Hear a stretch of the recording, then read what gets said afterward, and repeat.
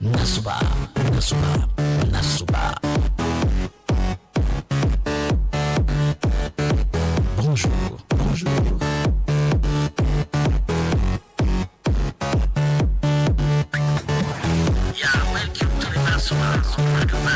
Welcome to Nasuba, le tremplin de l'actualité sur Radio Paraco.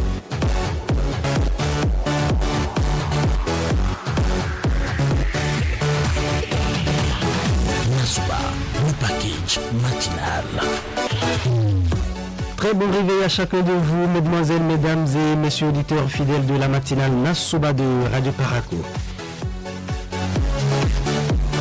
À l'entame de ce réveil, il me plaît, mesdames et messieurs, de partager avec vous cette pensée de Pierre Dac, citation, « L'homme qui ne sait pas où il va est toujours surpris de se retrouver ailleurs ». Fin de citation. Je reprends pour vous donc en cette belle pensée, « L'homme qui ne sait pas où il va est toujours surpris de se retrouver ailleurs ». Mesdames et messieurs, bien, nous allons simplement prier Dieu afin qu'il nous aide à toujours trouver le meilleur chemin, la meilleure direction conduisant justement à la bonne direction. Et bien aujourd'hui, mesdames et messieurs, c'est mardi et c'est le 1er décembre. Comme ça va vite, oh là là, le compte à rebours a commencé. L'année, mesdames et messieurs, est bientôt terminée. Plus que 31 jours et nous serons en 2021. Alors, découvrons ensemble, mesdames et messieurs, et très rapidement, le message des astres pour le compte de ce 1er décembre 2020. Radio Paraco.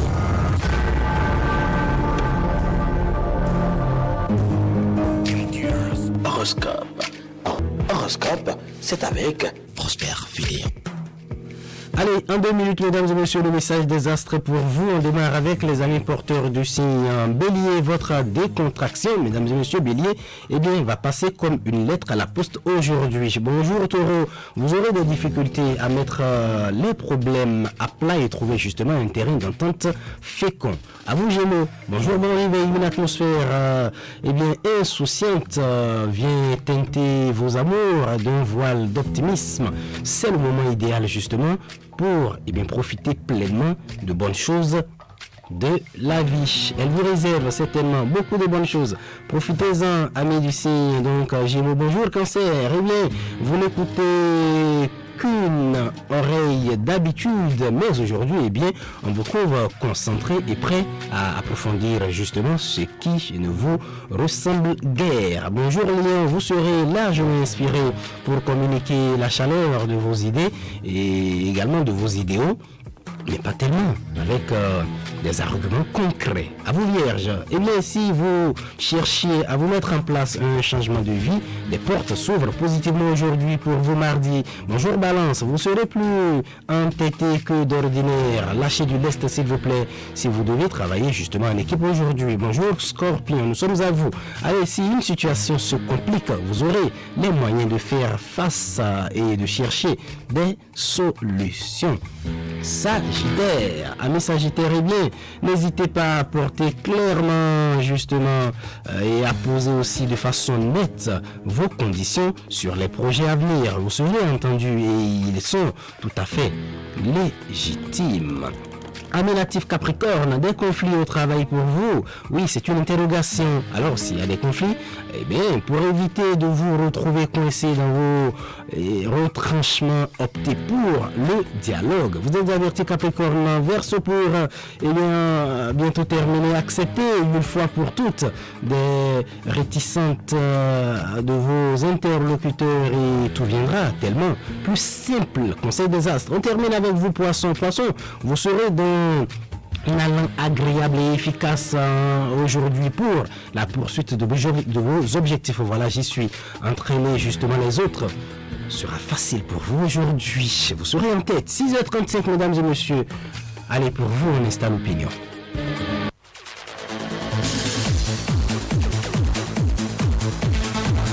Ce mardi 1er décembre 2020 est la journée mondiale de lutte contre le sida. À cette occasion, Radio Paraco vous invite à exprimer votre opinion sur la prévention et la prise en charge des personnes atteintes du sida dans vos localités.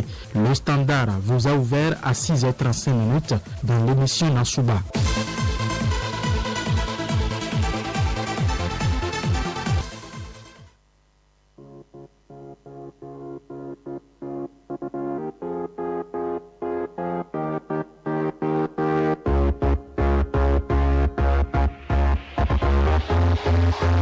Opinion,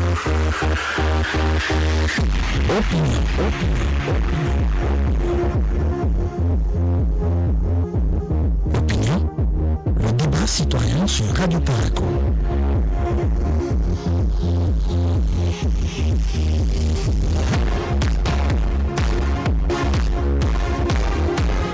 Opinion, mesdames et messieurs, le premier auditeur est déjà au bout du fil. Bonjour. Bonjour. Bonjour, cher ami de Tchaourou, je présume.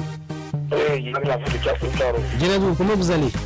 Très bien. Allez, vous avez noté le sujet. Djenadou, rapprochez le téléphone voilà, de la bouche. D'accord. Voilà. On y va, on vous suit, Djenadou Rafio. D'accord, aujourd'hui c'est la journée mondiale de lutte contre le sida. Oui. Bon, moi j'ai vu, seul moi, moi j'ai vu depuis un bon moment là, Ouais. les gens baissés, que ce soit à ceux de la santé, les partenaires. Non, moi j'ai vu, comme peut-être il n'y a plus de l'argent dedans, les gens cessent de parler de ça. Parce qu'on a vu, dans un pays ou dans ce monde-là, lorsque quelqu'un est venu fraîchement, les partenaires investissent l'argent dedans et tout le monde relève ça. Mais depuis un bon moment, les gens n'en parlent plus de ça. C'est le Bola, c'est le Lassa, même le Corona. Les gens cessent de parler par rapport au sida. Ça ne doit pas être ainsi. Donc, moi, c'est comme je préfère pour que chacun se maintienne, que chacun dise qu'effectivement il y a le mal qui sévit encore. Oui, mais Rafio, Oui. mais selon vous, quelles sont les conséquences justement si on relâche dans justement cette, on va dire, on relâche dans le passage des messages, comme vous le dites. C'est ça que je dis là, c'est que là où il n'a plus de l'argent là, les gens ne travaillent plus. Oui, mais quelles peuvent être les conséquences justement quand vous remarquez justement qu'on relâche? La conséquence, c'est que la maladie serait encore trop. La maladie serait trop encore. Il faut que chacun se prévient. Ok. Puisque chacun se prévient pour dire, ah, le mal là, ça existe encore. Moi, j'aimerais à chaque situation, surtout à la commune de Tchaourou, en particulier à tous les Béninois, de considérer que le mal y est encore, pour que tout le monde se prévienne, pour dire, ah, moi, je vais me prévenir par rapport à ce mal. D'accord. Oui. C'est noté, Djenadou Rafio, merci. Très bonne journée à vous. 96 21 50 40 pour nous appeler, mesdames et messieurs. Et évidemment, vous prononcez ce matin sur le sujet que nous avons mis sur tapis. Bonjour. Oui, bonjour, mon frère Osman. Deuxième auditeur. À quel honneur? Mon nom c'est Prosper Fidéon. Aziz Togoubia. Aziz. Oui. D'accord. On vous écoute, Aziz Togoubia. Vous êtes à Kandi, Aziz? Oui, allô? Vous êtes à Kandi? Oui, ça quand même. D'accord, on vous écoute. Bon, permettez-moi, parce que la maladie du sida, en temps là, dans les années 90, 96, là, ça avait c'était un sujet que chaque coup de cœur, les gens sont en train de raconter. Mais aujourd'hui, la pape espère, avant-hier, je suivais une chaîne africaine. Il y avait des médecins plasticiens, nos praticiens, nos médecins qui sont en train de discuter sur ce malade. Donc, comment ça a été donné en Afrique avec d'autres médecins occidentaux aussi sont en train de faire un débat sur ça. Bon, la maladie, comment ça a été donné, comment ça a été fabriqué. Bon, après leur disent, et moi, je que depuis dans les années 2000 jusqu'à cette année maintenant, je ne pense plus, je n'entends plus comme l'a dit mon frère, tout là. Les gens ne disent plus de ta femme sur ce mal.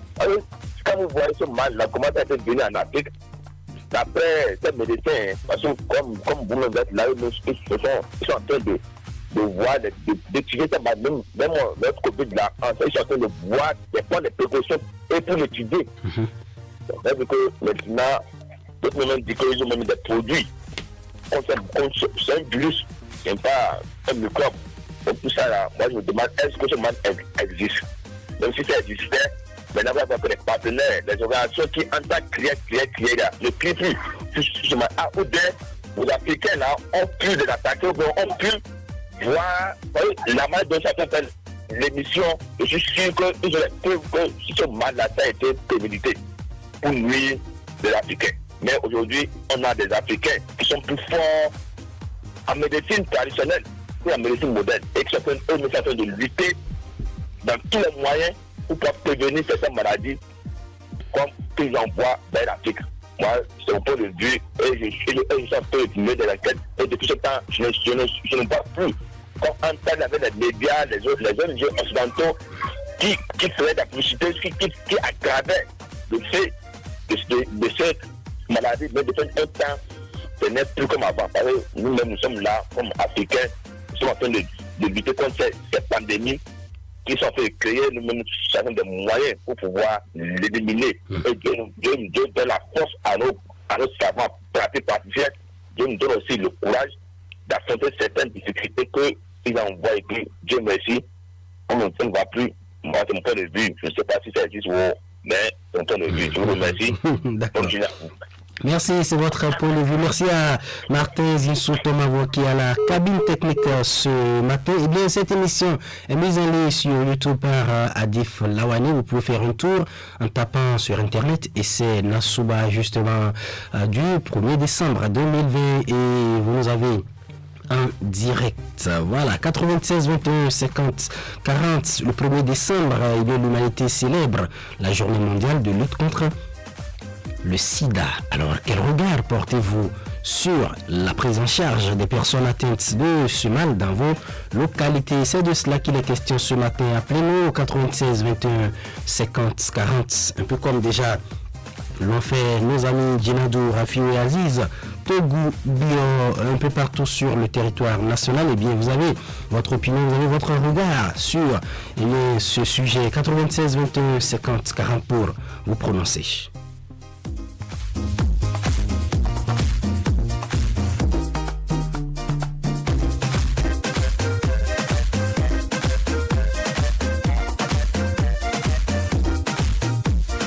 À 7 heures, vous aurez droit au journal parlé, le journal, la première édition de ce 1er décembre 2020, juste après aux environs de 7h15 minutes.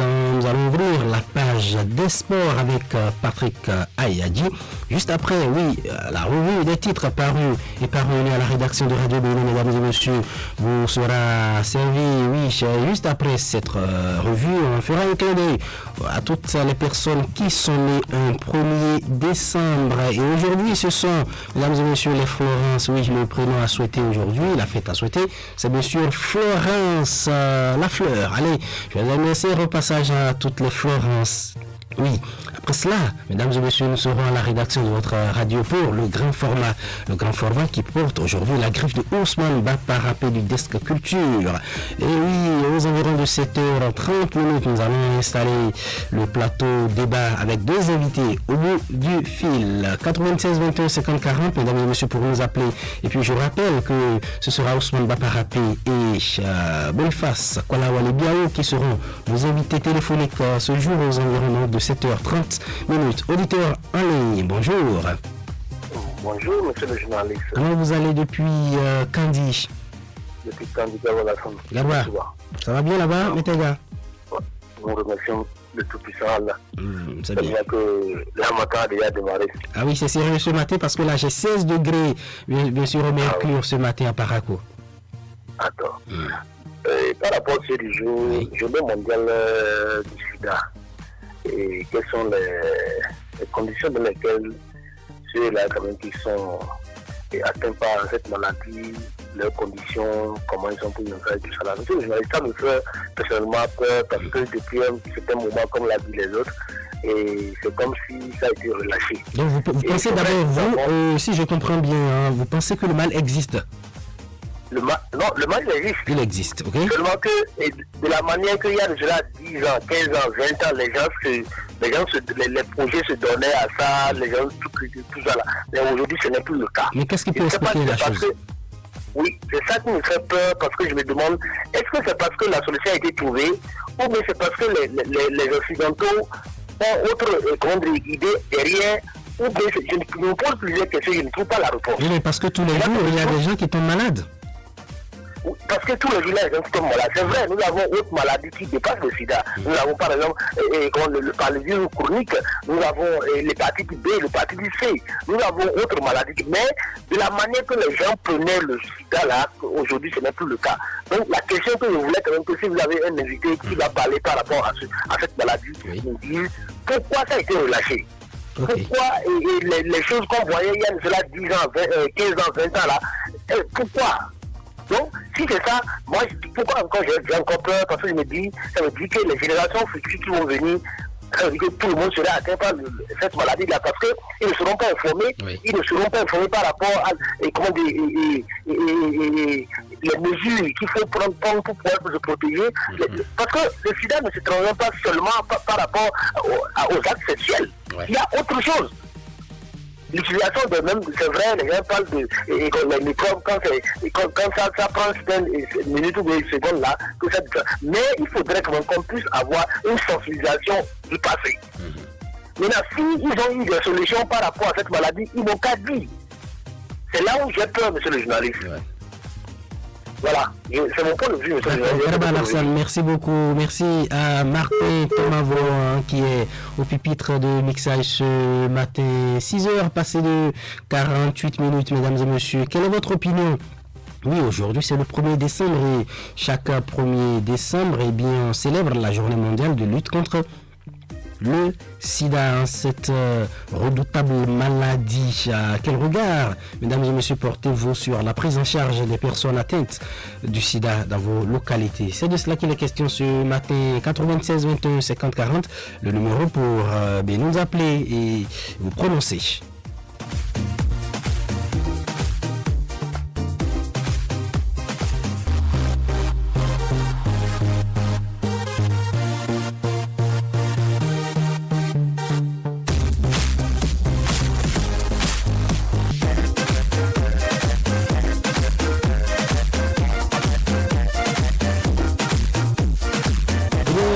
Suivez, mesdames et messieurs, de partout dans le monde sur la toile via internet. Voilà, Radio Parakou en direct, vous tapez. Et puis nous sommes également sur YouTube et c'est Nasouba du 1er décembre 2020. Voilà, donc vous avez tous les moyens. La radio est à recommander à tous vos parents à l'extérieur, s'il vous plaît. Oui, parce qu'il se passe par ici beaucoup de bonnes choses, n'est-ce pas? 96 21 50 40, si vous voulez nous appeler et vous prononcer sur le sujet ce matin, nous parlons justement, bien sûr, du sida. Oui, le 1er décembre, on célèbre la journée mondiale de lutte contre le sida. Oui, et puis, vous savez, il y a la prise en charge systématique de tous les malades, mesdames et messieurs, du sida. Et alors, quel regard vous portez sur cette prise en charge des personnes atteintes de ce mal dans vos localités? Nous voulons bien savoir la chose. 96 21 50 40. Oui, c'est déjà l'harmattan dans le septentrion du Bénin. Voilà la température très basse ce matin. Je vous imagine parmi les cloîtrés dans vos lits aussi. Allez, bon courage à vous. Ça passera, c'est comme cela.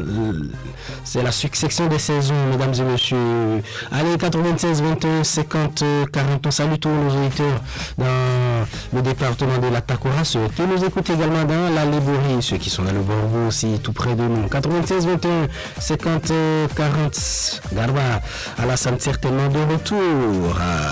Bonjour. Oui. Bonjour, monsieur le journaliste, de retour.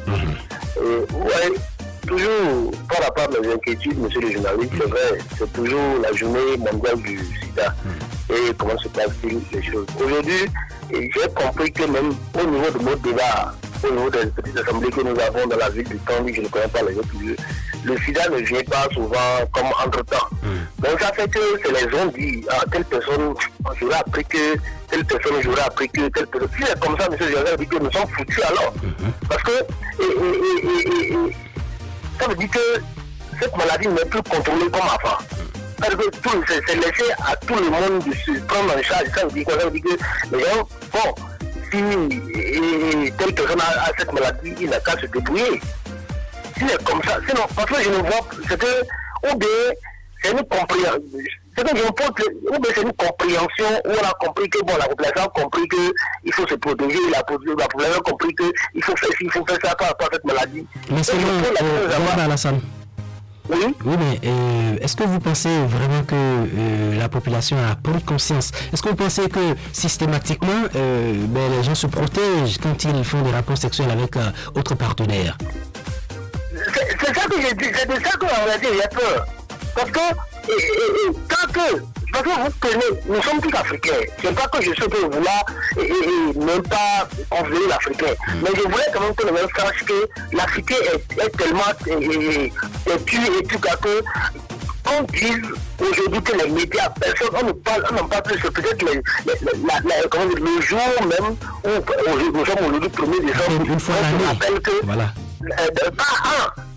On se rappelle que, alors qu'entre-temps, chaque mois, chaque semaine, on voit des études défiler, ou bien, bon, l'Organisation mondiale de la santé ne nous investit plus, et les partenaires aussi, bon.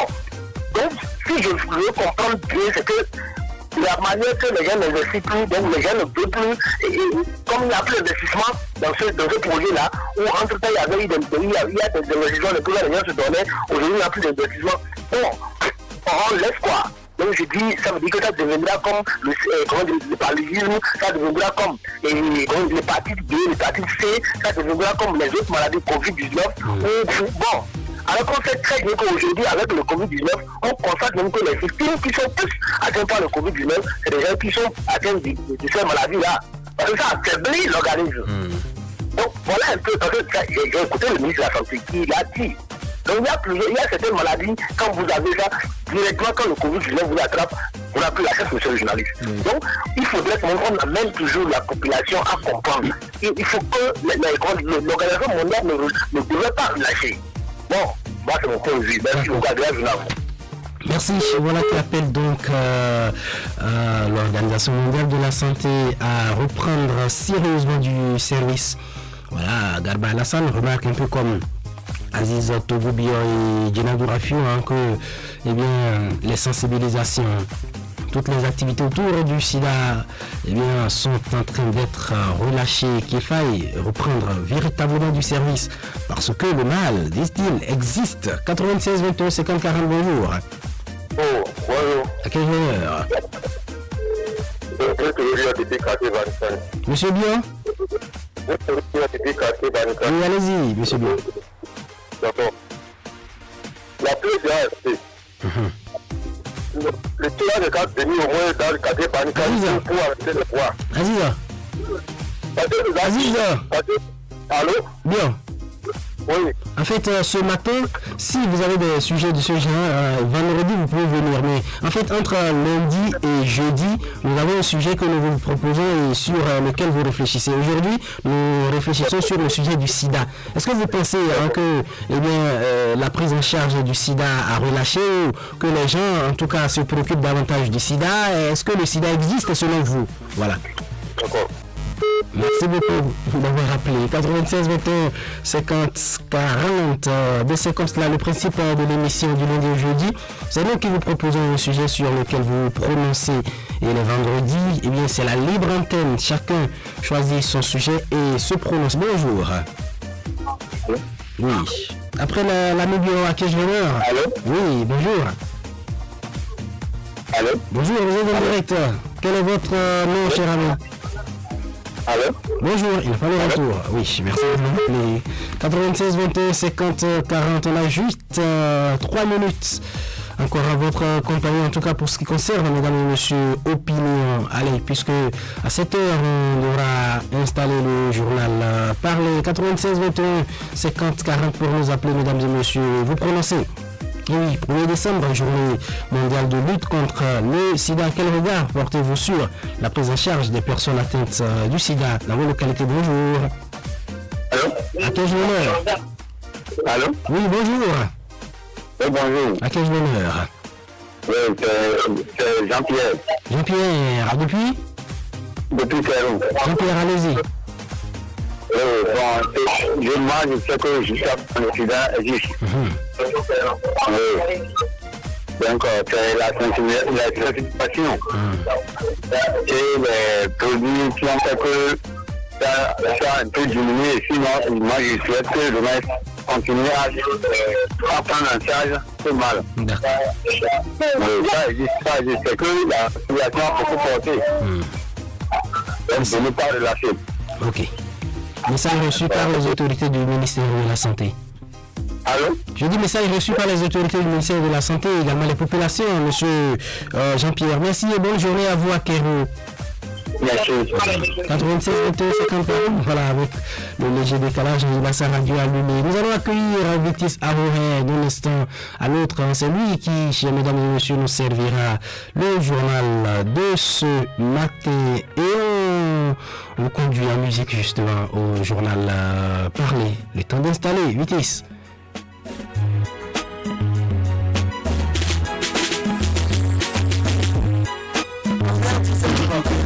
Je demande quoi faire pour s'en sortir. Mais ma million, il commence toujours par nous embrasser. Aussi dans notre stop, je veux prendre, c'est mes précautions pour protéger tous ces défauts. Regarde, à de le combattre, sans ça. Et toutes ces personnes qui sont bonnes, sont si des êtres. Mais pour ça, nous les Africains, nous sommes touchés, voyons comment décider la coutume. Mais pourquoi ne pas lutter contre le sida? Et le seul moyen c'est de plaisir à la vie. Mais pourquoi ne pas lutter contre le sida? Eh bien, Vitis Ahoré, dans quelques secondes, il va sonner 7 heures. De quoi justement vous allez parler ce matin dans votre journal? Bonjour et bonjour amis auditeurs. Nous allons parler entre autres de la date du 30 novembre. La date du 30 novembre, vous le savez très bien, c'est l'étoile. Justement, nous allons également parler de ce point de presse de la Sénat au sujet des élections professionnelles à venir dans notre pays. Allez, je vous souhaite une bonne émission. Écoutez Radio Paracou, il est 7 heures. Le journal.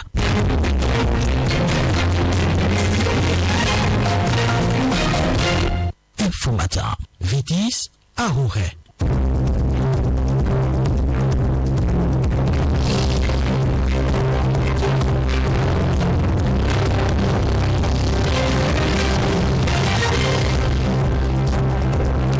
Mesdames, Messieurs, bonjour et bienvenue dans ce journal, le tout premier de ce 1er décembre sur Radio Paracou. Hier, nous étions le 30 novembre, une date à triple signification en République du Bénin. On parle des trois glorieuses. Quels sont les différents événements vécus par les Béninois à la date du 30 novembre? La réponse à cette préoccupation avec David Ogouchina, ancien rédacteur en chef de Radio Paracou. Il est au micro de Nouroudine Safara. Ces dates-là ne sont pas venues au hasard. Le 26 octobre 1972, lorsque le président Kérékou a pris le pouvoir et qu'il a fait sa proclamation, il a achevé par « Vive la Révolution ». Dans la sous-région, c'était une première à l'exclusion de la Guinée de Sékou Touré. Ça a suscité l'enthousiasme au sein de la population, notamment au sein des forces vives du pays. Vu l'enthousiasme que ce discours de proclamation a suscité, il a fait appel à ces forces vives de la nation. Il leur a demandé de lui pondre un programme qui lui servira de base d'action. Et cela a été fait. Et le 30 novembre 1972, le discours programme est venu. Ça faisait un mois, à peu près 6 jours, après la prise du pouvoir par le gouvernement militaire révolutionnaire. Un discours qui a été salué par des applaudissements nourris lorsque le président Kérékou a fait sienne les conclusions de ce programme-là. Deuxièmement, la révolution a été mise en marche donc sur la base de ce programme-là. Mais chemin faisant, on constate qu'il y a des obstacles. Donc, il faut régler la question de vers où la révolution du Bénin ira. Et c'est dans cette optique que le 30 novembre 1974, 2 ans après 72, la révolution a opté pour le marxisme-léninisme comme guide philosophique et le socialisme comme base du développement. Le 30 novembre 1975, le président Kérékou a décidé de changer d'appellation à notre pays. Parce que tout le monde ne se retrouvait pas dans l'appellation Dahomey de notre pays. le nom Dahomey, qui est la francisation de Dahomey-là, ne faisait pas l'unanimité pour permettre à tout le monde d'embrasser la chose pour en faire vraiment quelque chose de concret. Le gouvernement a dit, alors si en est ainsi, on laisse tomber ce nom, notre pays sera désormais la République populaire du Bénin. Et pour appuyer cela, on a dit que le Parti de la Révolution populaire est né pour vraiment donner du punch au mouvement. Et le drapeau national qui était vert, jaune, rouge a été changé pour devenir le drapeau vert frappé d'une étoile rouge à rang supérieur gauche. Et c'est pour fêter ce 30 novembre-là, en 1976, que le parti et l'État à l'époque ont décidé que le 30 novembre s'appellera désormais la date des Trois Glorieuses. À l'instant, David Yves Ogouchina, ancien rédacteur en chef de Radio Parakou, sur des propos recueillis par Nouroudine Safara. Troisième édition des élections professionnelles, c'est dans quelques jours. La Commission électorale nationale autonome Sénat appuie techniquement ce scrutin qui met aux prises centrales et confédérations syndicales. Quel sera le rôle de l'institution en charge des élections au Bénin? Le président de la Sénat, entouré de quelques commissaires et les membres des organes de gestion des élections professionnelles, a tenu un point de presse. C'était hier. Le point avec Yves-Patrick Loco. L'assistance technique de la Commission électorale nationale autonome Sénat a été sollicitée par le ministère en charge du travail dans le cadre des élections professionnelles nationales. Un mémorandum a été donc signé le 12 novembre dernier. Emmanuel Tiendo, président de la Sénat. La Sénat n'a pas reçu la charge de collecter les données des électeurs. La Sénat n'aura qu'à traiter ces données au moyen d'une application pour éditer la liste des électeurs au format qui nous sera demandé. La Sénat a déjà apporté son assistance technique lors des élections à la Chambre de commerce et d'industrie du Bénin en descendant notamment sur le terrain. Son rôle sera très limité. Emmanuel Tiendo. L'intervention de la Sénat se limitera à deux choses. Réceptionner les données d'électeurs collectées par le comité électoral national et assurer leur traitement en vue de la production de la liste enregistrée, examiner les dossiers de candidature et établir la liste des centrales et confédérations syndicales candidates. L'enregistrement des centrales et confédérations démarre le mercredi 2 décembre pour prendre fin le 11 décembre selon le chronogramme de l'intervention de la Sénat. Le processus qui a commencé le 16 novembre s'achève le 23 décembre par la publication de la liste définitive des candidats. Et puis, journée morte GSM, mardi 8 décembre prochain au Bénin. Cette action, selon le président de la Voix des consommateurs et du réseau des associations des consommateurs des services financiers de l'Union monétaire ouest-africaine, vise à dénoncer les désagréments causés par des opérateurs GSM au Bénin. Abdoulaye Moumouni Yakoubou pour les précisions. Une journée morte GSM au Bénin est la réponse au mécontentement des consommateurs des services de téléphonie mobile.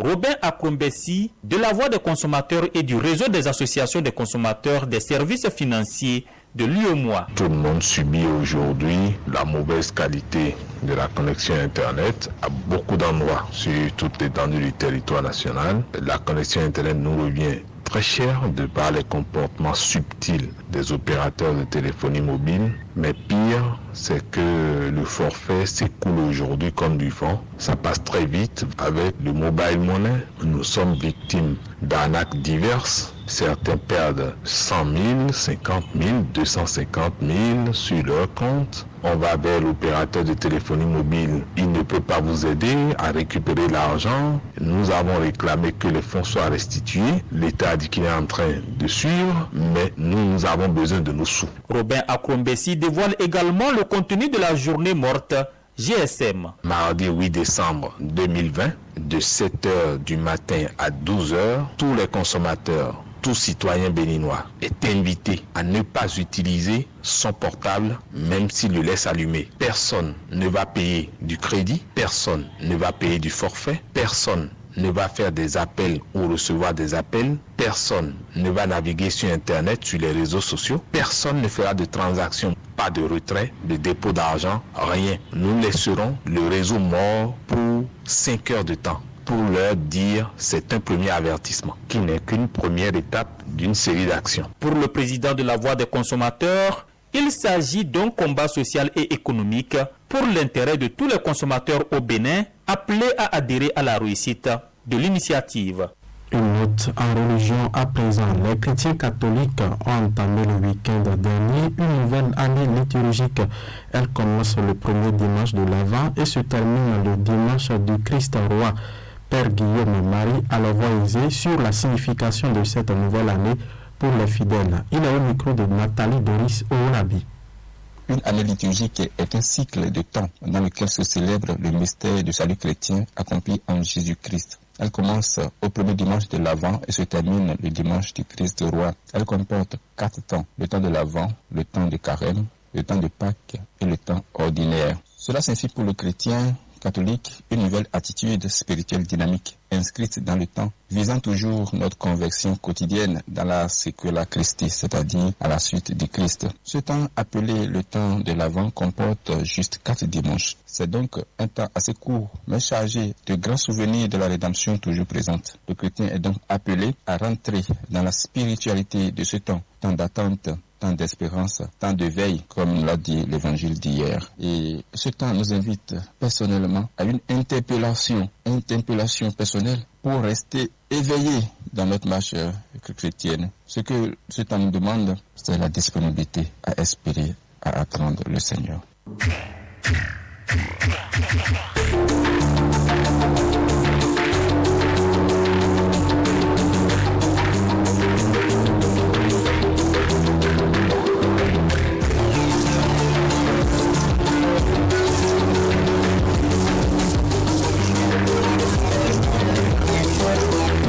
Actualité à 7h10 au Tchad. Le 1er décembre 1990, le président de la République, Idrissa Déby, accédait à la magistrature suprême suite à un coup d'État renversant Hissène Habré. Le 1er décembre 1990, à la tête du mouvement patriotique du salut, Idrissa Déby s'empare de N'Djamena, une capitale abandonnée par son prédécesseur Hissène Habré, dont les troupes ont été défaites par celles du MPS. Il troque son tenue pour un costume politique et devient le 4 décembre président du Conseil d'État. Malgré les contestations politiques, son régime semble solidement installé. Son bilan sur le plan institutionnel est sujet à débat. Idrissa Déby, pour rappel, a été élevé en août dernier au rang de maréchal à la tête du Tchad. Et puis au Cameroun, les élections régionales se tiendront dimanche 6 décembre. Un scrutin organisé pour accélérer le processus de décentralisation. Il se fera au suffrage indirect avec 2 collèges électoraux. Pour Elections Cameroun, en charge de l'organisation du scrutin, c'est donc un scrutin particulier avec également un défi sécuritaire. Et puis en Éthiopie, l'État fédéral affirme avoir remporté la victoire contre le pouvoir dissident du Tigré. Hier, le gouvernement a défendu son action et le bilan des opérations militaires après plus de 3 semaines de conflit. Mais les chefs du TPLF affirment que la lutte n'est pas terminée. Addis Abeba continue de rechercher le leader du parti tigréen. La diplomatie française en accusation en Azerbaïdjan dans le conflit au Haut-Karabakh. Voilà, la résolution adoptée par le Sénat français la semaine dernière a semé le trouble en Azerbaïdjan. Ce texte demande la reconnaissance de la République du Haut-Karabakh. Les sénateurs, à une immense majorité de 305 voix contre 1, prennent position de manière radicale sur la question brûlante du statut de cette région. À Bakou, le vote des parlementaires français ne passe pas et provoque des interrogations jusqu'au cercle du pouvoir le plus modéré. L'ancien ambassadeur d'Azerbaïdjan en France, désormais conseiller diplomatique du gouvernement, Elsin Abirmayev, s'inquiète d'une suite en avant.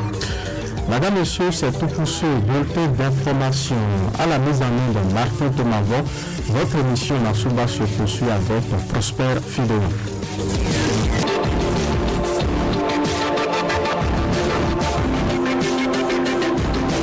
Nouvelle application mobile de l'ORTB avec plus de dynamique, plus de design, plus de couleurs, Plus de facilité, vos chaînes de radio et votre télévision nationale en direct, c'est sur Play Store. ORTB Mobile, toujours plus proche de vous.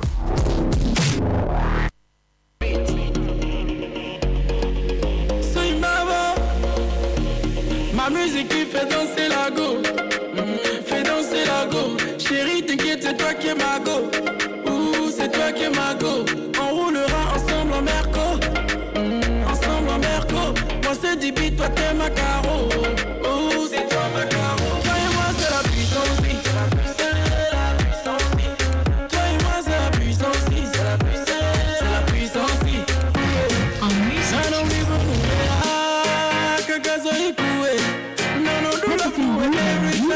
Mama, c'est Radio Parakou.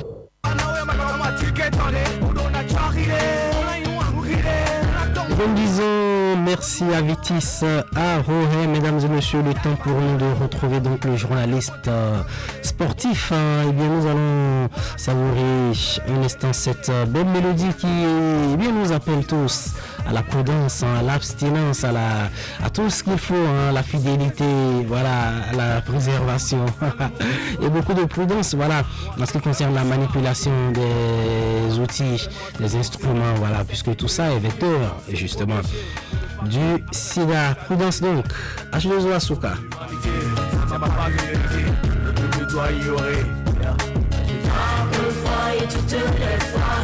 N'oublie pas de préserver la vie chaque fois et toutes les fois. Ne lui permets pas de passer par toi chaque fois et toutes les fois. N'oublie pas de préserver la vie chaque fois et toutes les fois. Ne lui permets pas de passer par toi. Ne lui permets pas de passer par toi. Ne lui permets pas de passer par toi. Ne lui permets pas de passer par toi. Ne permets pas aussi de passer par toi.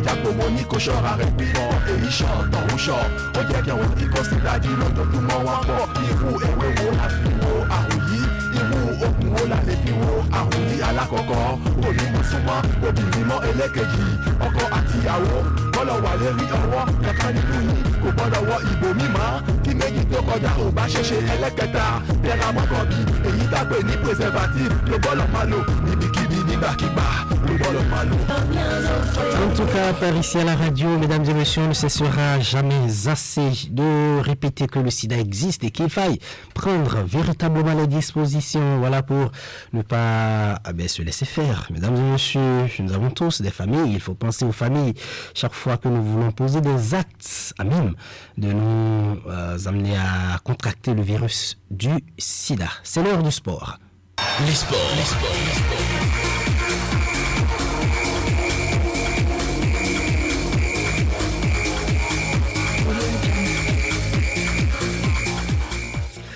Patrick Ayagi, c'est vous qui signez ce matin le sport. Bonjour. Bonjour, Prosper Filéon. Alors, après le nul enregistré face au club algérien du Mouloudia, justement, eh bien, les Buffles du Borgo sont en difficulté pour le déplacement sur Alger. C'est exact, Prosper Filéon. Le premier traquenard, c'est déjà la pauvreté de l'effectif sur le plan quantitatif.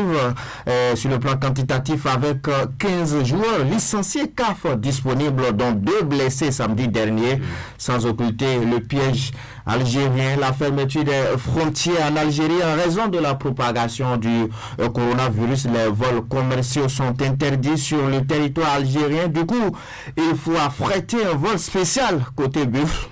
Une exigence qui coûte Prosper Filéon les yeux de la tête parce qu'il faut au moins 100 millions de francs. Voilà. Nous allons suivre les explications d'Ibrahim Chabi, Mama trésorier général des Buffles du Borgo, sur le Rubicon à franchir par le club du Septentrion.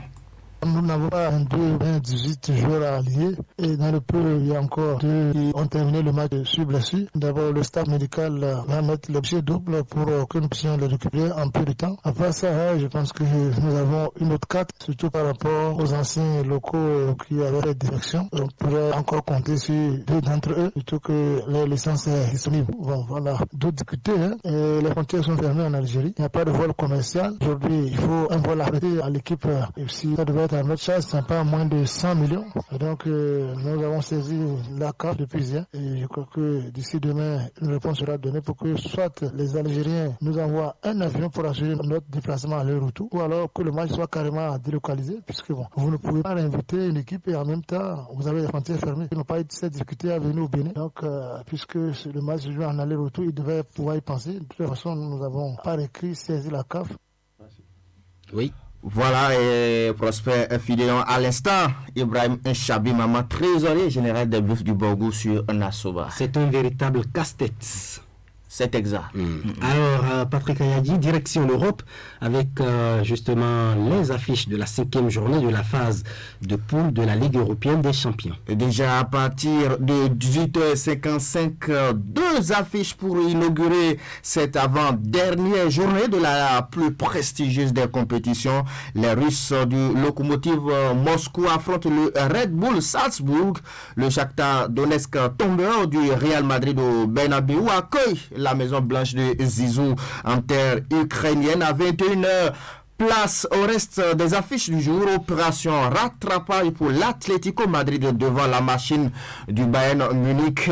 Le surprenant Borussia Mönchengladbach offre son hospitalité à l'Inter Milan en souffrance. L'autre club en souffrance, c'est bien l'Olympique de Marseille qui affiche une pire série de 13 matchs sans la moindre victoire. Les Phocéens de Villas-Boas vont chercher à sauver l'honneur dans ce tournoi en cherchant à marquer au moins au Vélodrome devant l'Olympiakos de Pirée de Mathieu Valbuena, le fils de la maison, présent mais pas opérationnel pour cette affiche. Le FC Porto joue sa carte à fond face au mastodonte Citizen. L'Atlanta Bergame qui s'est réveillé à Anfield veut enchaîner face au modeste club de Midtjylland. La dernière affiche du soir oppose les Reds de Liverpool face aux jeunes de l'Ajax Amsterdam dans un match qui garantit le spectacle. Prosper Fidéon. C'est sûr, ce qui est sûr, on prendra le rendez-vous. Patrick Ayadi, pour finir, demain en UEFA Champions League, la Française frappe la première femme donc, arbitre a officié un match dans cette compétition. Petit événement, Prosper Fidéon, lors de la 5e journée de la phase de groupe de la Ligue des Champions. Désigné pour le match entre la Juventus Turin et le Dynamo Kiev à partir de 21h. Stéphanie Frappard va devenir la première femme à diriger une rencontre de Ligue des Champions masculine en tant qu'arbitre principal. Une grande fierté pour la Française qui officie déjà en Ligue 1 du côté de la France. C'est tant mieux pour elle. On lui souhaite plein de chance, Patrick Ayadi. Merci, Prosper Fidéon. Et je vous vois défier la matin du jour. Ah oui, parce que la matin est revenu après cette vague de chaleur qui a déferlé sur le septentrion il y a 3-4 jours. Mais avec une film plus d'ailleurs. En tant qu'un fils de collines, ça ne devrait pas vous effrayer. Si, pourquoi pas. Vous savez, vous avez été bercé par ça. L'Harmattan n'a pas de grand frère. Quand l'Harmattan se déchaîne, attention, tout le monde ressent ce vent frais et piquant. Chacun prend les dispositions. Voilà, pour faire face à il faut juste se protéger avec des habits chauds et utiliser les pommades qui ont de l'huile et tout ça. Le beurre de karité surtout. Nous sommes dans le septentrion, donc le beurre de karité, ça ne coûte rien, juste 100 francs et bien on traverse toute la période avec. Merci pour ce conseil à saisir par nos amis auditeurs. Ah oui. Allez, donc il faut aussi protéger surtout les personnes âgées et les enfants, surtout. Les femmes enceintes aussi, prenez soin de vous, chères dames. C'est le spécialiste des questions de santé qui parle. Je vous vois dans un autre costume, dans une autre veste là. Ah oui, bien sûr. Allez, Patrick Ayadi, je vais vous raccompagner sur cette belle mélodie. Merci et à demain. Oui, H2O, il faut se préserver du sida.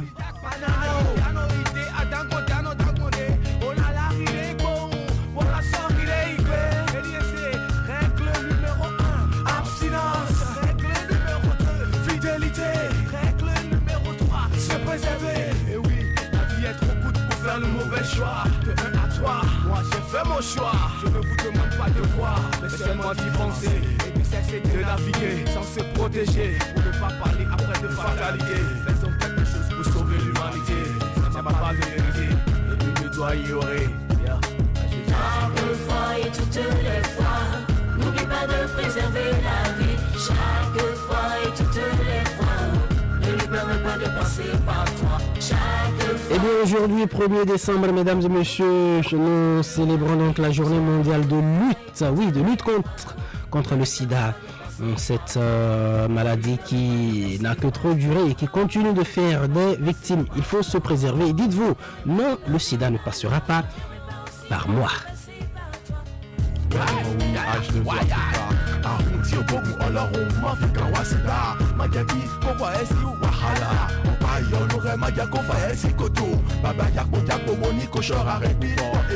Et puis aujourd'hui, je l'ai dit un peu avant cette heure que ce sont les Florence qui sont à l'honneur aujourd'hui. Donc Florence, joyeux anniversaire à vous, joyeux anniversaire à tous les natifs du 1er décembre. Alors, qui sont-elles les Florence? Mesdames et messieurs, il faut dire que Florence déborde d'énergie et a un petit côté hyperactif. Elle déteste la paresse et a besoin de bouger, de s'agiter justement pour sentir sa vie bouger également. Il faut dire que dans son travail, Florence possède une grande force de persuasion, mais son énergie débordante peut parfois devenir agaçante. Et Florence, mesdames et messieurs, ne se remet que très rarement en question. Sa devise, c'est un peu, je cite, qui aime me suivre. Fin de citation, tout simplement. Alors les autres n'ont qu'à aller voir ailleurs, tout simplement. Elle donne, mais exige, mesdames et messieurs, de recevoir beaucoup en retour. Mesdames et messieurs, Florence est charismatique. Elle impressionne par sa volonté et sa détermination. Mais attention, mais elle est aussi très rancunière. Si elle n'obtient pas ce qu'elle veut, elle aura tendance à créer un climat de tension intenable qu'elle seule sera capable de supporter comme un scorpion en plein désert. Vous devinez. Allez, joyeux anniversaire à vous Florence, mesdames et messieurs. Nous autres Parisiens, nous allons poursuivre notre chemin. Il est 7h27 pendant que les Florence célèbrent donc leur anniversaire de l'autre côté. Et nous allons retrouver Ousmane Baparapé qui ce matin, lui et bien sûr tout le desk qu'il accompagne, bien sûr nous parle de la famille, les familles monoparentales, voyez-vous, représentent aujourd'hui environ 16% des foyers selon de récentes études au plan mondial. Alors il arrive, mesdames et messieurs, qu'un parent se retrouve seul et au quotidien face à son enfant ou ses enfants. La gestion justement des problèmes existentiels, entre autres, revient alors aux géniteurs ou justement à la mère de famille.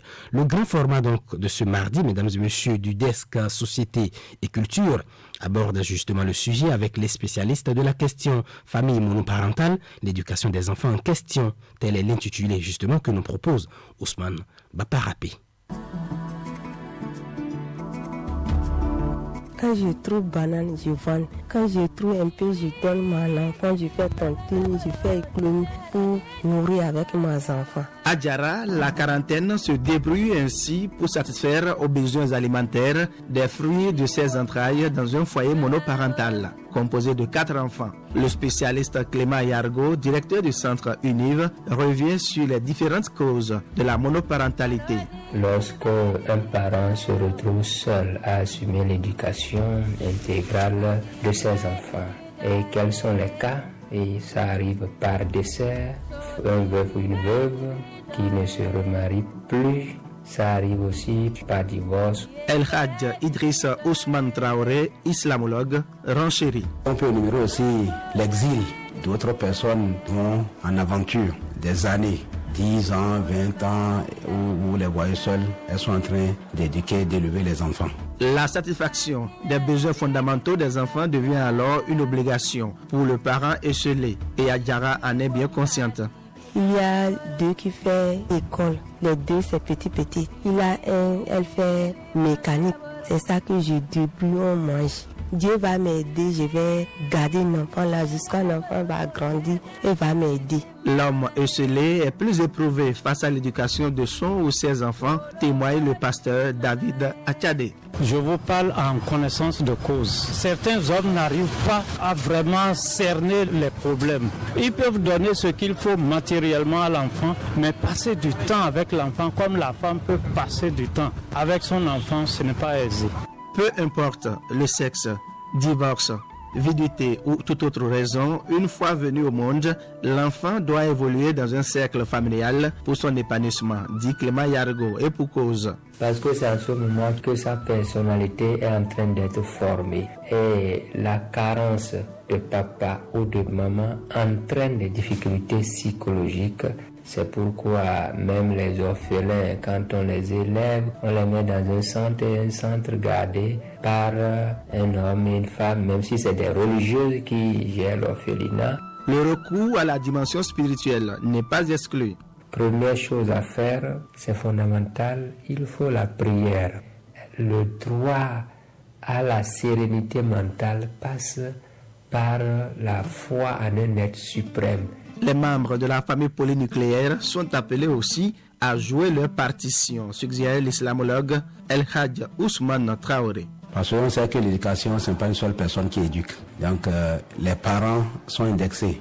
Il y a un hadith qui nous dit ceci, le prophète dit sallallahu alayhi wa sallam, le chef du village, c'est-à-dire que là, c'est les autorités à divers niveaux. Nous prenons du président de la République jusqu'au conseiller du quartier, ils sont aussi responsables donc, de ce qui se passe dans leur localité. Et il dit aussi, le grand frère, il est aussi responsable parce que si les parents ne sont pas là, c'est le grand frère qui prend la place. Pourquoi nous parlons de la famille?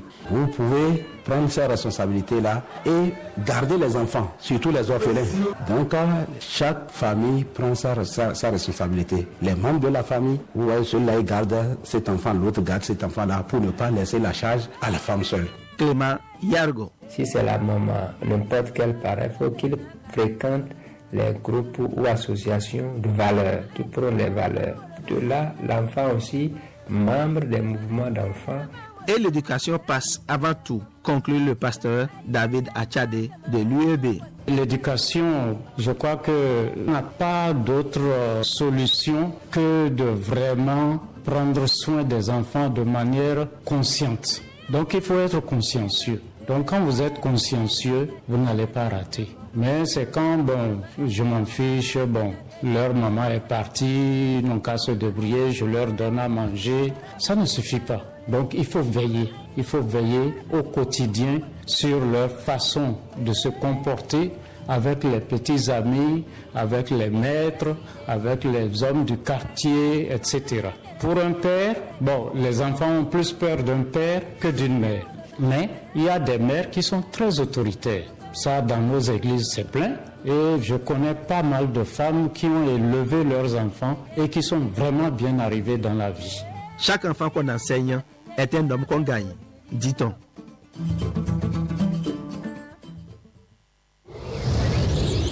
Bien voilà, chaque enfant qu'on enseigne est un homme qu'on gagne, mesdames et messieurs. Merci pour le grand format Ousmane Bapa Rapiche. Eh bien, mes deux invités ce matin, c'est Ousmane Bapa Rapiche qui a signé le grand format et c'est Boniface Kola Walebiaou que nous tentons justement de joindre au téléphone. On fera en musique. Sans se protéger, pour ne pas parler après de fatalité. Faisons quelque chose pour sauver l'humanité. Ça va pas de vérité, et nous doit y aurait. Chaque fois et toutes les fois, n'oublie pas de préserver la vie. Chaque fois et toutes les fois, ne lui permets pas de passer par toi. Et oui, mesdames et messieurs, il ne faut pas du tout permettre au sida de passer par vous. C'est très important. Alors, nous allons, mesdames et messieurs, retrouver nos deux invités téléphoniques que nous avons finalement réussi à rattraper. Boniface Kola Walebiaou, d'abord lui, ensuite Ousmane Bapa Rapiche. Ousmane Bapa Rapiche, bonjour. Bonjour à tous les techniciens qui sont autour de vous en ce moment. Voilà, ils sont deux. Il y a Martin Zissou Tomavo et puis Adi Flawani. Alors, Boniface Kola Wale, bonjour. Bonjour, François Dino. Bonjour à tous les amis auditeurs. Tous les matins sont capables. Voilà. Boniface, vous allez faire l'effort. Je sais que vous n'avez peut-être pas encore mangé ce matin, mais vous allez peut-être faire l'effort de parler un peu plus fort, d'accord? C'est compris. Merci beaucoup, Boniface, c'est très gentil. Merci surtout pour la disponibilité à vous les deux. Alors aujourd'hui, c'est le 1er décembre. Et nous célébrons la journée mondiale de lutte contre le sida. Nous allons en parler en deuxième partie donc de cette causerie. Mais avant, eh bien, nous allons essayer d'échanger un peu sur le grand format signé par Ousmane Baparapé. Ousmane Baparapé, vous l'avez signé. Alors, vous nous parlez eh bien, ce matin de la famille monoparentale. Alors, en français facile, on reviendra, on va en parler de long en large. Mais avant, je vais vous installer.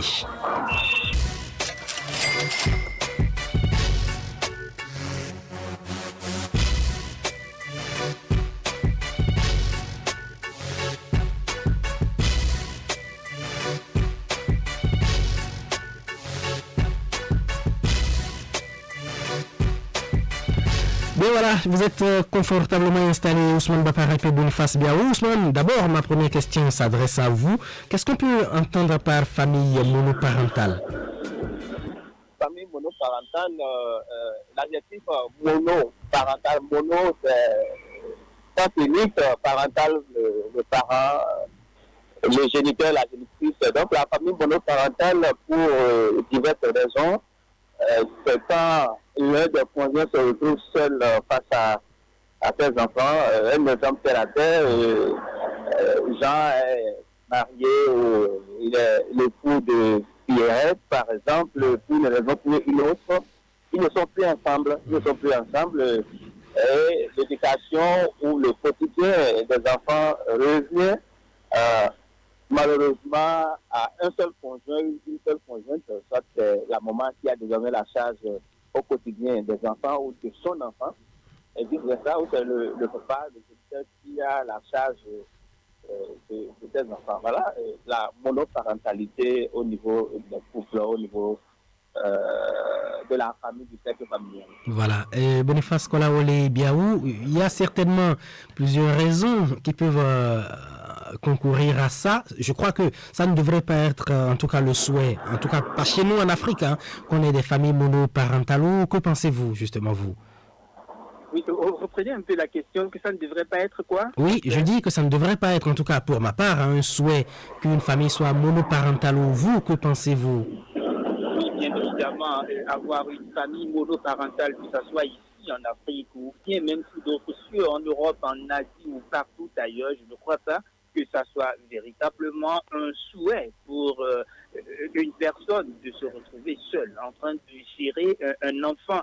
Parce que pour avoir un enfant, forcément, il a fallu la complicité de deux personnes. Alors que la charge de l'enfant pour lequel on a été complice revienne à une personne, forcément, il faut se dire que c'est parce qu'il y a quelque chose qui ne va pas. Ça fait mal, mais parfois on est peut-être bien obligé de l'accepter, ne serait-ce que bon, pour se donner un temps soit peu ce qu'on appelle à avoir la paix. Parce que bon, on est débordé, on n'arrive plus à supporter l'autre partie. Mais comme vous l'avez souligné de toute façon, c'est plusieurs causes, plusieurs raisons qui sont à la base de ce phénomène qui malheureusement de plus en plus s'enracine, prend de l'ampleur dans nos sociétés, aussi bien en Afrique qu'ailleurs. Et bien évidemment, on va mettre un accent sur le fait que, surtout en Afrique, cela prend de l'ampleur parce qu'on connaît quand même la société africaine avec sa sociabilité, avec cet atout où on aime beaucoup plus être en famille. Et quand on dit famille, ce n'est pas avec ce qu'on constate avec l'évolution moderne aujourd'hui sur d'autres continents. La famille en Afrique, c'est quand même la grande famille. Donc ce n'est pas seulement le père, la mère et ses enfants, mais c'est beaucoup plus élargi aux oncles, aux grands-parents, aux tantes et autres. Alors qu'on en vienne avec tout ce temps où on était présent dans une grande famille, à ce qu'un parent se retrouve seul face à son enfant. voyez avec moi que là, c'est un véritable problème de société aujourd'hui. Oui, Ousmane Baparapé, vous convenez peut-être avec Boniface qui dit que c'est un véritable problème de société, mais quelles peuvent être justement les différentes causes de cette situation? Les causes sont nombreuses. Il y a des causes naturelles, il y a les causes dues aux humeurs des parties du couple. Je parlais par exemple du conjoint, de la conjointe. Il y a ce qu'on appelle par exemple l'incompatibilité d'humeur. C'est-à-dire, vous décidez de vivre ensemble et avec le temps, vous vous rendez compte que je suis carrément même le contraire du père de mon enfant, parce qu'en ce moment, on ne se considère plus comme un couple bien formé. Pour le cas des couples, on décide comme ça de se séparer, quitte à ce que les enfants, la progéniture en pâtissent. Et là, c'est la maturité aussi de ceux-là qui ont décidé de vivre ensemble qu'il faut voir, il faut revoir, surtout aujourd'hui. Le contexte dans lequel nous sommes, c'est sûr que là, il y a longtemps, mais c'est avec l'avènement des médias qu'on se rend compte que tel phénomène prend de l'ampleur. Là, il y a longtemps dans plusieurs sociétés, des ethnies et tout. Il faut voir à quel moment l'enfant est vraiment apte à accepter l'autre tout en vivant en couple. Ça doit s'enseigner, ça doit s'éduquer depuis le cercle familial. Maintenant, lorsque le mal est fait, et on se dit, bon voilà, il peut faire partie et me chercher encore ailleurs. L'autre raison, c'est que malheureusement, soit l'un des conjoints pas classique, comme on le dit, là c'est indépendant de la volonté du couple.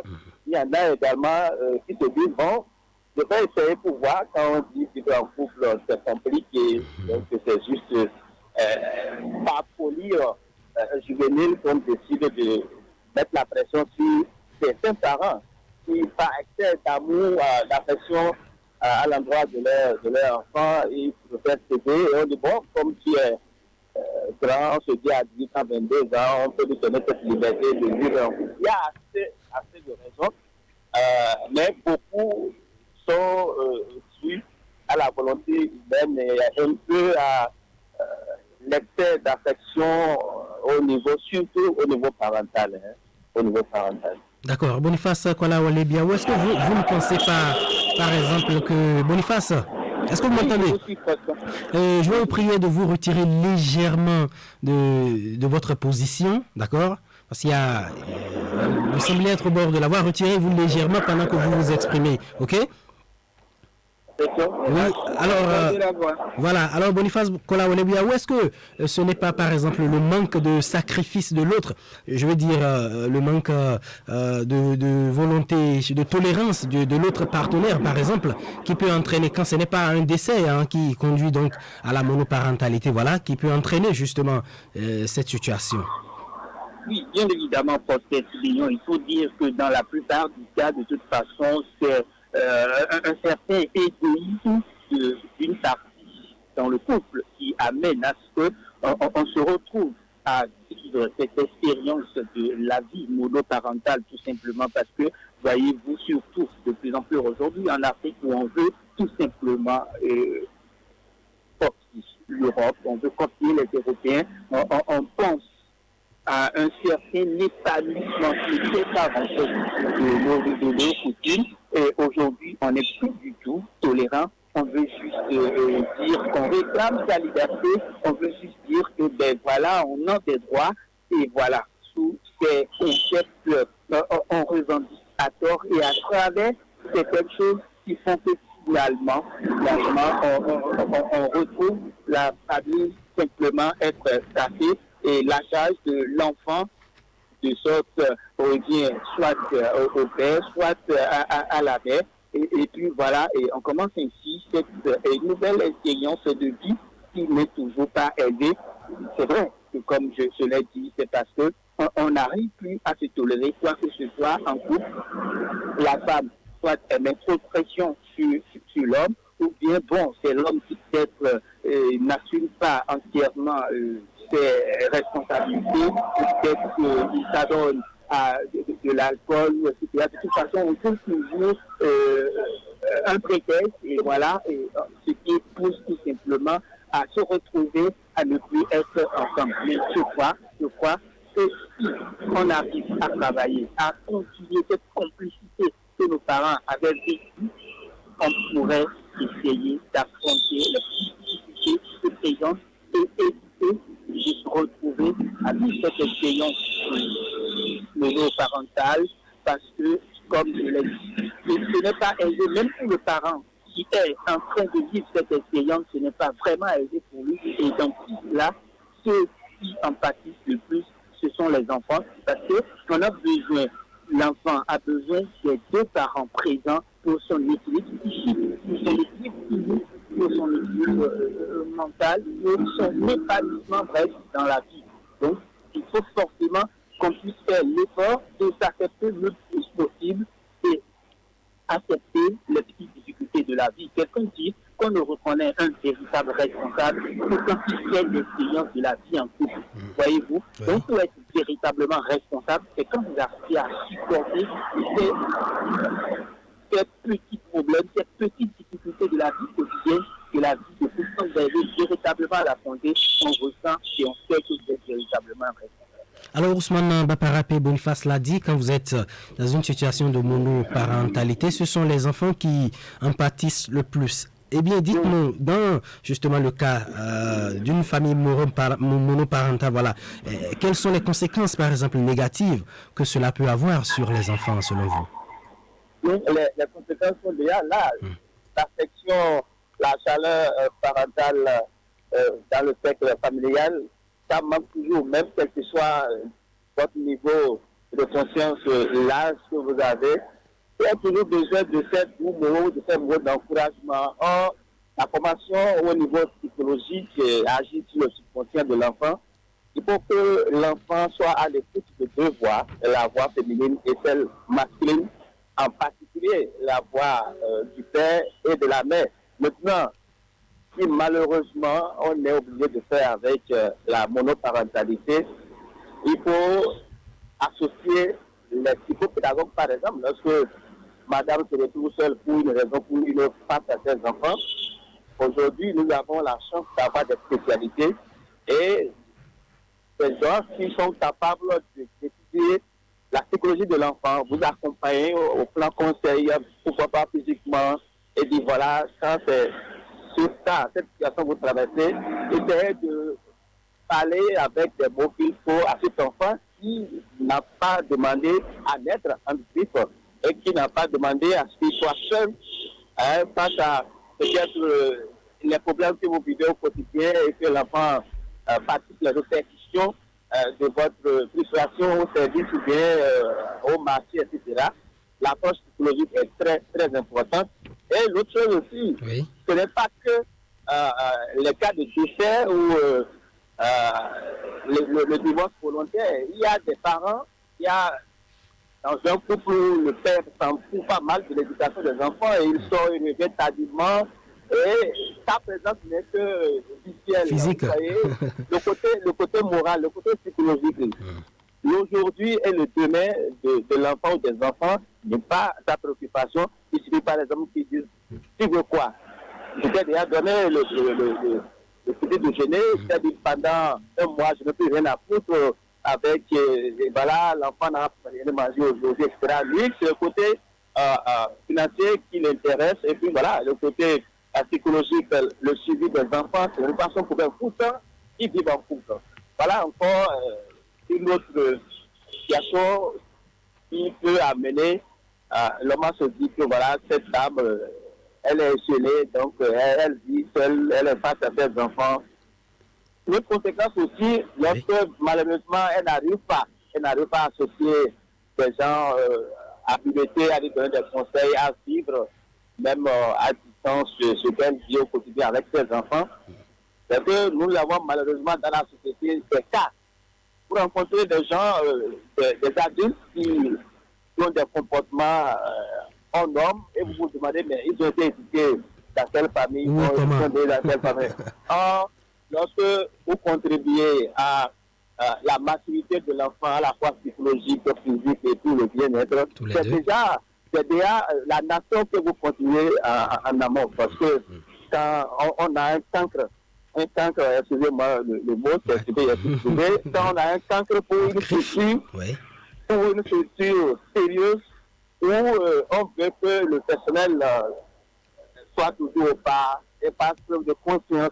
Voilà que celui qui est à la tête de cette structure, qui est le fondé de sa structure, qui à tout moment peut vous balayer, surtout au niveau des privés, tels que sont les exemples. Oui.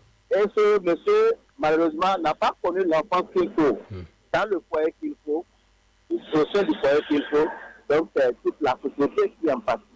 Malheureusement, oui. Donc, il revient à chacun de nous d'avoir un œil vigilant autour de lui, quel que soit là où il est, pour dire quelle sera, moi, ma partition pour que cette famille où il y a peu le frère ou bien il y a peu la mère bénéficie de peu de conseils que moi dont j'ai bénéficié.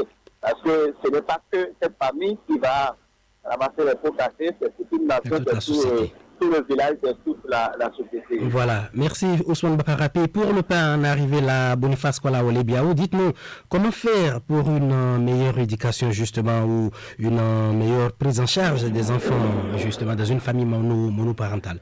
Oui, la première des choses à faire, c'est déjà de tout faire pour ne pas arriver, n'est-ce pas, à se retrouver dans une situation où c'est l'une des parties, c'est soit le père ou la mère qui se retrouve à éduquer seul l'enfant. Parce que, comme on vient de le souligner, cela a véritablement d'impact négatif sur l'éducation de l'enfant, mais sur également le père ou la mère, c'est-à-dire la partie qui est en train d'éduquer l'enfant. Alors, il faut tout faire pour pouvoir s'accepter. Il faut tout faire, évidemment, avant d'aller à la conception de l'enfant, s'assurer qu'on peut s'accepter, on peut se tolérer, on peut vivre ensemble toute la vie, on peut vivre ensemble le plus longtemps que possible. C'est vrai que, bon, comme on le dit, on peut avoir précis des discussions parce que nous n'avons pas eu un peu de patience que cela, on se retrouve à voir notre de tout casser. Maintenant, si cela arrive, là encore, il va falloir que les deux parties puissent prendre de la hauteur et pouvoir accepter, se concerter, ne serait-ce que pour le bien-être de ces enfants-là. Parce que quand on se retrouve séparés, le problème c'est quoi? C'est qu'on commence à mettre dans l'esprit de cet enfant la haine, la jalousie, le manque d'amour, et tout ça simplement parce que chacune des parties veut tirer le drap de son côté et on met dans la tête de l'enfant des choses qui ne sont pas bien pour lui. L'enfant, on trouve que c'est l'autre qui est mauvais, que c'est l'autre qui n'est pas bien, qui n'agit pas bien. Et voyez, quand vous mettez l'enfant, il vient chez le père, il a telle version, il est avec la mère, il a telle autre version, alors c'est compliqué pour l'enfant. On déséquilibre l'enfant du coup. Oui, l'enfant n'arrive plus à se faire de l'équilibre psychique. Et quand c'est comme ça, il est perdu dans sa tête. Et ce qui fait qu'au finish, on a un enfant qui est perdu dans sa vie et qui n'est pas du tout équilibré. Et c'est ça justement que soulignait Ousmane Bakarapi, qui devient alors un danger tout simplement pour la société dans laquelle il vit. Alors, si on arrive à être séparé, il faut pouvoir faire l'effort de pouvoir se voir à deux d'abord, se concerter quand même pour dire voilà, quelle orientation, qu'est-ce que tu penses et qu'est-ce qu'il faut faire, et donner une même orientation à la vie de l'enfant quand bien même qu'on n'est plus ensemble. Ça, quand vous arrivez à établir ce dialogue, ça permet quand même de corriger un tant soit peu l'enfant et de lui permettre d'avoir un certain équilibre pour son développement physique, mental, physique et autres. Mais quand ce vide n'arrive pas à être comblé, c'est un véritable problème. Et c'est vraiment dommage. Oui. Comme voilà. C'est l'enfant qui en pâtit, mais c'est la société également. Alors, il faut cet effort. Maintenant, l'autre chose, comme le dit, on a beaucoup plus aujourd'hui des spécialistes qui accompagnent les familles. Aujourd'hui, on n'a pas encore cette culture véritablement en Afrique de pouvoir faire ressources à ces personnes que l'accompagnement puisse être fait. Parce que même si on le faisait déjà, c'est que même on assisterait moins à ces situations de famille monoparentale, parce que avec les quelques difficultés que nous avons, si on fait recours à des spécialistes, ils pourraient nous permettre de trouver des issues puis et très rapidement, on colmate la chose au lieu d'aller jusqu'au bout où on se retrouve à être dans une famille monoparentale. Donc voilà, il faut qu'on puisse commencer par prendre ces habitudes-là, de faire recours à des spécialistes de la famille, des spécialistes et autres, qui pourraient non seulement accompagner la famille, mais accompagner les enfants, accompagner les individus face à ces situations données.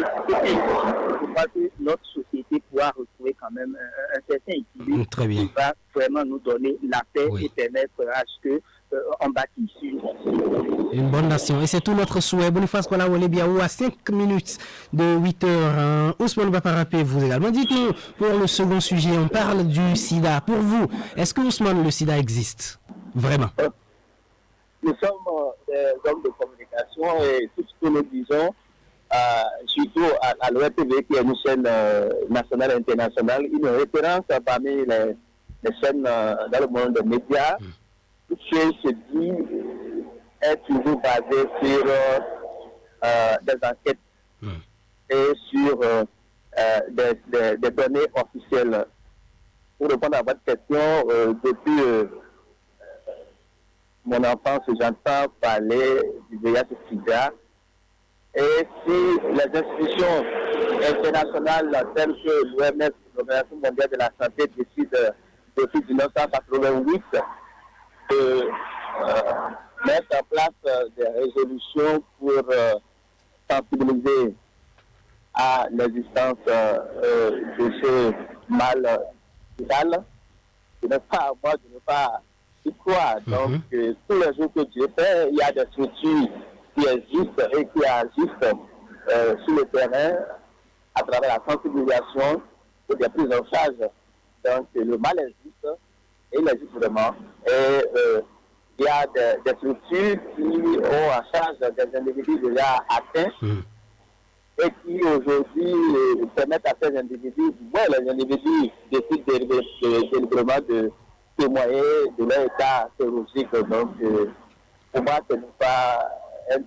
Le mal existe malheureusement. Il existe vraiment. Alors Boniface Kolawole Biaou, le mal existe, dit et Ousmane Baparapé, mais on a remarqué un relâchement justement aussi bien des populations, des citoyens que des partenaires, que du gouvernement, que de tout le monde. Qu'est-ce qui peut justement expliquer ce relâchement? Est-ce que c'est le manque de moyens? Est-ce que c'est parce que les gens ont pris conscience que le mal existe et se protègent, etc., etc.? Un relâchement des populations, on pourrait dire cela, mais des autorités, je ne crois pas trop, parce que la mobilisation reste toujours quand même assez sérieuse par rapport à cette maladie. Ça existe et ça continue d'exister encore sur nos cieux. C'est vrai que le travail fait depuis un bon moment a permis de réduire sensiblement cette maladie sous le cieux, mais le mal est encore là et beaucoup ont pris conscience de la chose, mais au même moment, il y en a encore qui n'en savent pas grand-chose. C'est ça qui fait aussi que, bon, il y a un certain relâchement au sein de la population. Mais la population, elle est grande encore aussi. Vous voyez, aujourd'hui, tout ce qui est fait pour véritablement finir avec cette maladie, au niveau de nos centres de santé, on sent quand même qu'il n'y a pas un certain relâchement, parce qu'aujourd'hui, systématiquement, c'est de sorte que quand vous allez, les femmes vont pour des consultations diverses et autres à l'hôpital, surtout quand elles sont en état de grossesse, il y a une prise en charge dans ce sens où on essaie déjà de voir si éventuellement la maman n'est pas porteuse ce virus-là, afin de voir tout de suite comment il faut faire la prise en charge positive, comment il faut faire pour protéger l'enfant qui va naître. Donc il n'y a pas un relâchement parce que la veille continue toujours au niveau et bien sûr, Boniface, et vivement que cette veille continue. Allez, à vous tous les deux, je vous souhaite une bonne journée. Merci pour la disponibilité, Ousmane Baparapé. C'est moi, merci surtout à toute l'équipe technique qui nous permet de sensibiliser tous les matins et d'avoir aussi l'opinion des autres. C'est Martin Tomavo à la cabine technique et Adi Flawane pour la mise en ligne YouTube. Moi, c'est Prosper Fillon, Boniface Kolawole Biaou. Merci à vous. Merci Prosper Fillon, merci à toute l'équipe technique et aussi à nos auditeurs qui sont toujours fidèles à notre équipe. Allez, merci pour la disponibilité. Mesdames et messieurs, merci pour la fidélité à ce programme. Nassouba, c'est 6h30, 8h, c'est du lundi au vendredi. Portez-vous bien. Et puis, pour le troisième rendez-vous, c'est demain, à partir de 6h30 naturellement. Bonne journée de travail à chacun de vous.